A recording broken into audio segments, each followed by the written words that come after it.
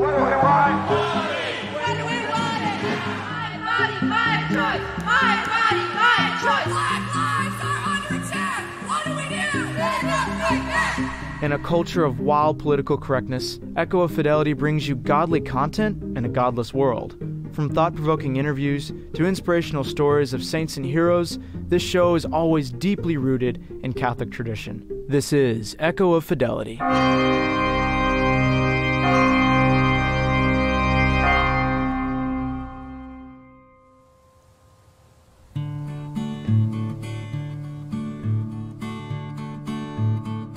During the 15th and 16th centuries, there lived here in Quito, Ecuador, a Spanish nun whose life is a great example for us. Her name is Mother Mariana de Jesus Torres, and she was a nun of the Conceptionist order. This here is her convent.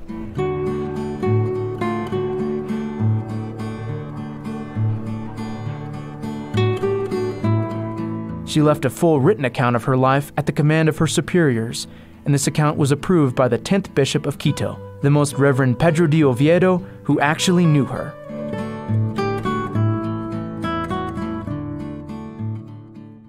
Part 1. The First Apparition of Our Lady of Good Success. In the early morning of February 2nd, 1594, Mother Mariana was praying in the high choir. Prostrate with her forehead touching the floor, she implored help for her community and mercy for the sinful world. She then heard a sweet voice calling her name. Rising quickly, she beheld a most beautiful lady in an aura of light. On her left arm she held the child Jesus, and on her right a gold crozier. "Who art thou, beautiful lady?" she asked. The lady answered, "I am Mary, Mother of Good Success, the Queen of heaven and earth. Because you are a religious soul, full of love for God and for his mother who now speaks to you, I have come from heaven to soothe your burdened heart." She then revealed to Mother Mariana that hers would be a long and suffering life, but she bid her never to lose courage. Saying this, she placed the infant Jesus in the humble Virgin's arms. Clasping him tightly to her heart, Mother Mariana felt the strength to suffer all for his honor and glory and for the good of souls.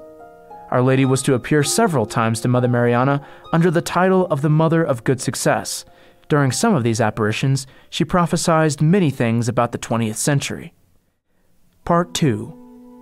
The Prophecies. Our Lady said to Mother Mariana that in the future, unbridled passions will give way to a total corruption of customs because Satan will reign through the Masonic sects, targeting the children in particular to ensure general corruption.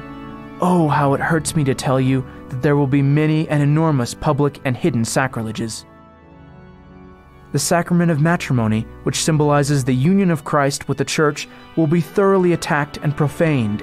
Masonry, then reigning, will implement iniquitous laws aimed at extinguishing this sacrament. They will make it easy for all to live in sin, thus multiplying the birth of illegitimate children without the Church's blessing. Secular education will contribute to a scarcity of priestly and religious vocations. The Holy Sacrament of Holy Orders will be ridiculed, oppressed, and despised, for in this both the Church and God himself are oppressed and reviled, since he is represented by his priests. The devil will work to persecute the ministers of the Lord in every way, working with baneful cunning to destroy the spirit of their vocation and corrupting many. Those who will thus scandalize the Christian flock will bring upon all priests the hatred of bad Christians and the enemies of the one holy Roman Catholic and Apostolic Church.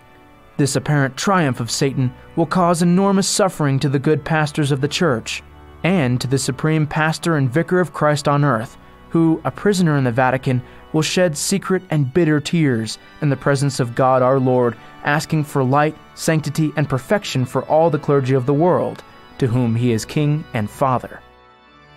Unhappy times will come wherein those who should fearlessly defend the rights of the Church will instead, blinded despite the light, give their hand to the Church's enemies and do their bidding.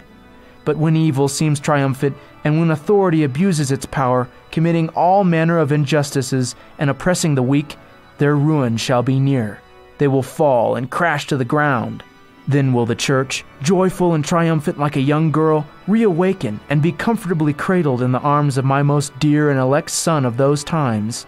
If he lends an ear to the inspirations of grace, one of which will be the reading of these great mercies that my Son and I have had toward you, we shall fill him with graces and very special gifts, and will make him great on earth and much greater in heaven. There we have reserved a precious seat for him, because, heedless of men, he will have fought for truth and ceaselessly defended the rights of the Church, deserving to be called martyr. At the end of the 19th century, and throughout a great part of the 20th, many heresies will be propagated in these lands. The small number of souls who will secretly safeguard the treasure of faith and virtues will suffer a cruel, unspeakable, and long martyrdom. Many will descend to their graves through the violence of suffering and will be counted among the martyrs who sacrificed themselves for the country and the Church. To be delivered from the slavery of these heresies, those whom the merciful love of my Son has destined for this restoration will need great willpower, perseverance, courage, and confidence in God. To try the faith and trust of these just ones, there will be times when all will seem lost and paralyzed. It will then be the happy beginning of the complete restoration.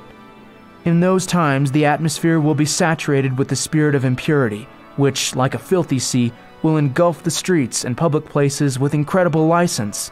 Innocence will scarcely be found in children or modesty in women. He who should speak seasonably will remain silent. There shall be scarcely any virgin souls in the world. The delicate flower of virginity will seek refuge in the cloisters. Without virginity, fire from heaven will be needed to purify these lands. Sects, having permeated all social classes, will find ways of introducing themselves into the very heart of homes to corrupt the innocence of children. The children's hearts will be dainty morsels to regale the devil. Religious communities will remain to sustain the Church and work with courage for the salvation of souls. The secular clergy will fall far short of what is expected of them because they will not pursue their sacred duty. Losing the divine compass, they will stray from the way of priestly ministry mapped out for them by God and will become devoted to money, seeking it too earnestly.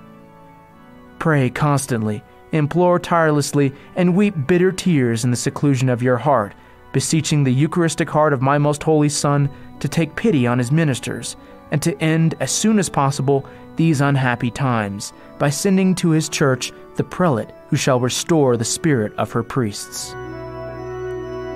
Part 3. The Angelic Statue. Eventually, Our Lady asked Mother Mariana to have a statue of her made. She wished this statue to be placed in the prioress's seat in the high choir, so that, from there, she might effectively rule over her convent. Our Lady assured her that Francisco del Castillo would sculpt it, and that her angels would refinish it. And so, the statue was made. And now, at intervals in the year, TFP members will come and assist the sisters in bringing the statue from the cloister choir to her niche above the altar and then back again.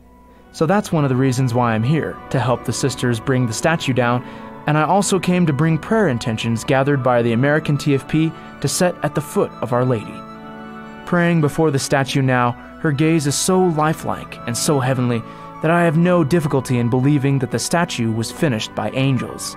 In fact, Francisco del Castillo, after stopping work on the image and returning the following day to find it much changed, said, "This precious statue is not the work of my hands. I do not know how to describe what I feel in my heart.